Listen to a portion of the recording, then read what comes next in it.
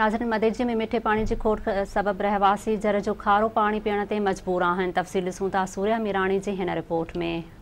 मदئجي शहर में 70 खां 80% जेको सैकड़ो पानी में जेको सेंकियो अची वियो आहे ऐं पंपिंग स्टेशन न हुजण जे करे नाकारा जे करे जेको आहे सो जे गटरनि जो सिस्टम आहे जेको हेठि जर में मिली वियो आहे। अचो त शहरनि खां पुछूं त हुननि जो छा चवणु आहे पाणी ज़हरीले जे लाइ जेको आहे सो केतिरो जेको आहे सो सफ़र काटनि पिया। मदئجي मशहूरु आहे मिठड़ी मदئجي।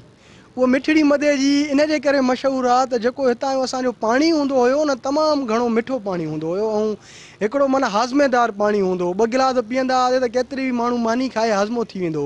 पर जेका 2010-11 में ॿोॾि आई उन ॿोॾि खां पोइ असांजे जीअं त दरिया असांजे बिल्कुलु क़रीब आहे ऐं सिम शाख बि क़रीब आहे। दरिया ऐं सिम शाख जो पाणी असांजे शहर मदئجي जे तक़रीबन 4 किलोमीटर जे अंदरि हिन जर में हलियो वियो आहे। जेको असांजो पाणी निकाल न थी सघियो आहे। उन जो इहो ई चकर आहे त असांजे शहर में 3 पंपिंग स्टेशनियूं या 2 पंपिंग स्टेशनियूं हुयूं जेका हींअर हिकिड़ी बि अफ़सोस सां चवणो थो पए पंपिंग स्टेशन कोन्हे का। तव्हां 80% था चओ, मां चवां थो 90% पाणी ख़राबु आहे।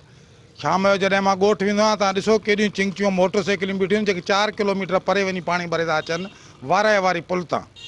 हिते इहो जेको हानी साहब रखियो मुस्लिम हानी आयो आरो प्लांटनि जा ऐलान करे वियो, लेकिन हिन पीपल्स पार्टी जो 3 टर्म आहे। हिननि जो वस कोन थो हले त कुदरती पाणी हिननि जे ख़राबु थियो आहे। हिननि जो जेकॾहिं वस हले न त असांजे घरनि में कूलरनि में नलकनि में फ्रिजनि में विज़ार विझी छॾनि।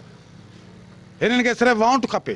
ॾाढी घणी तकलीफ़ आहे। मदئجي में तमामु घणो सेकियो थी वियो आहे, पाणी में मिली वियो आहे।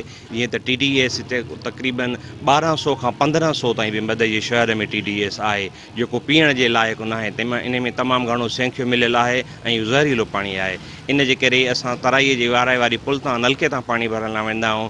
उन मां तक़रीबन कुदरती मिनरल वाटर आहे जेको 150 TDS 150 TDS आहे ऐं फ़क़ीरपुर आरो प्लांट आहे, जिंदोदेरो आरो प्लांट बि आहे, उहे बि कोन था हलनि। उन्हनि जी बि TDS तक़रीबन 450 बीठी आहे, उहो न हलण जे बराबरि आहे। जहिड़ी आरो प्लांट आहे उहो बि फ़ाल न आहे।